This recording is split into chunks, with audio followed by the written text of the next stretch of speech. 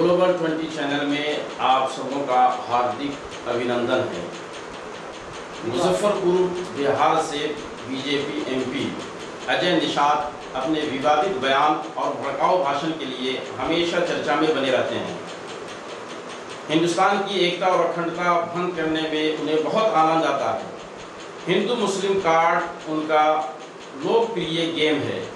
ये उसी मानसिकता का परिणाम है कि उन्हें कोरोना मुसलमान नजर आ रहा है, जिसकी वजह से उन्होंने आदेश दे दिया कि जमातियों के साथ वही सलूक किया जाए जो आतंकवादियों के साथ किया जाता है।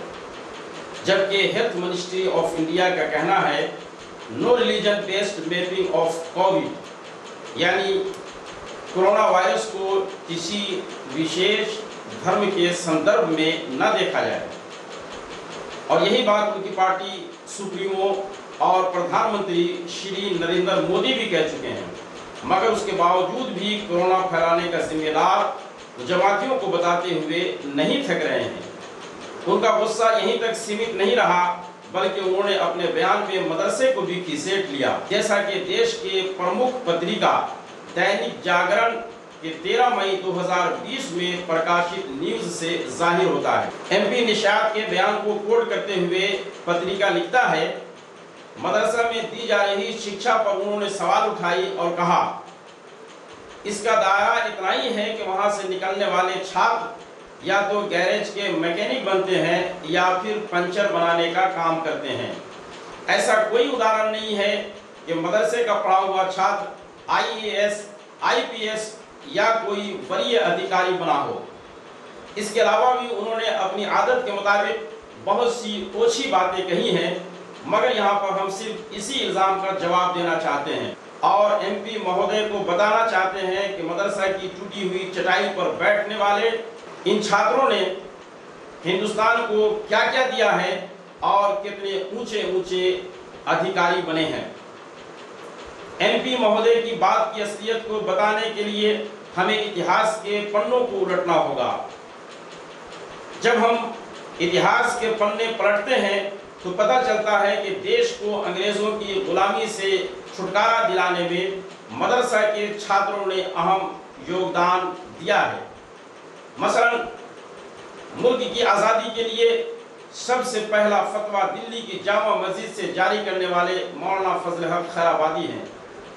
उनको इस फतवा के जारी करने के जुर्म में काला पानी की सजा सुनाई गई और फिर वहीं पर उनका देहांत भी हुआ।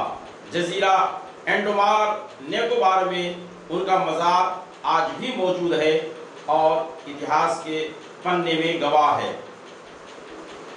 और सिर्फ इतना ही नहीं, बल्कि अंग्रेजी राइटर प्रोफेसर हंटर के बयान के मुताबिक आज़ादी की लड़ाई के पहले राउंड में 14,000 उलमाए किराम को या तो गोलियों से छलनी कर दिया गया या फिर दरख्तों पर फांसी लटका दी गई। ये सब मदरसा ही के पले लाल थे, जिन्होंने मुल्क की आज़ादी के लिए अपना तन मन धन सब कुछ निछावर कर दिया।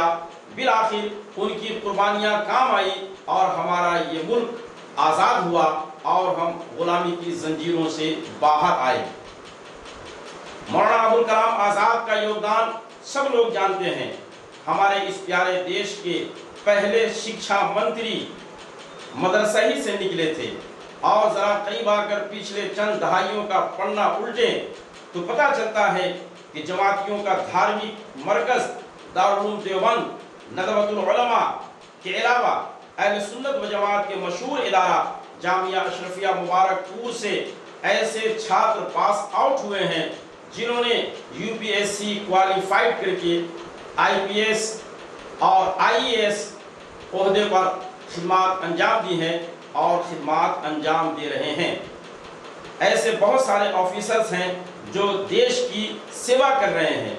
इनके अलावा BPSC, JPSC, PSC में भी सेवा देने वाले ऐसे लोगों की एक लंबी सूची है जो मदरसा से पावर्स आउट हैं।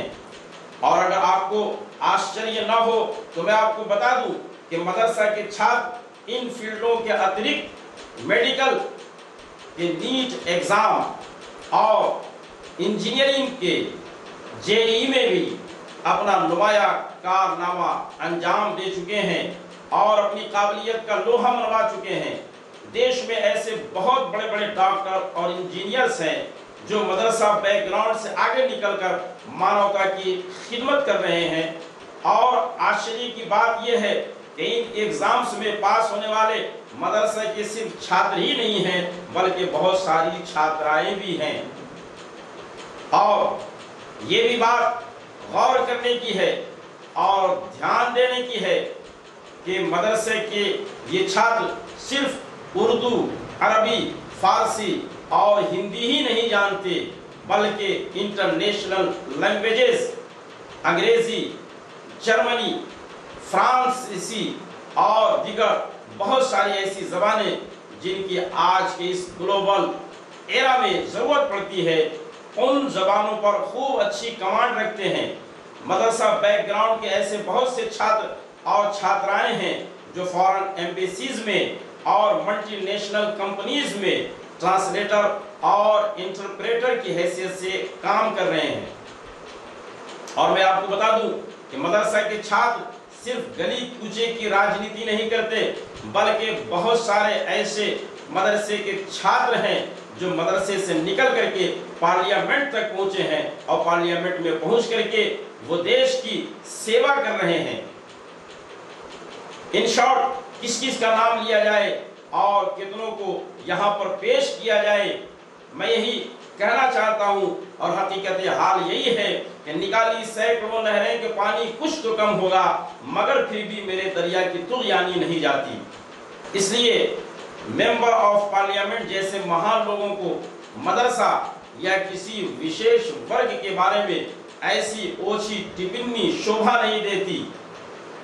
इसलिए हम आशा करते हैं कि आइंदा बोलने से पहले 100 बार सोचकर जबान खोलेंगे और साथ ही गोदी मीडिया भी ऐसे लोगों का सहयोग करने से पहले अपने दायित्व का ख्याल करेगा।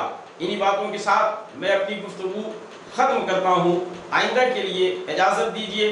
अगर आपको ये वीडियो पसंद आई तो लाइक और शेयर करना और बेल आइकन दबाना न भूलें। धन्यवाद।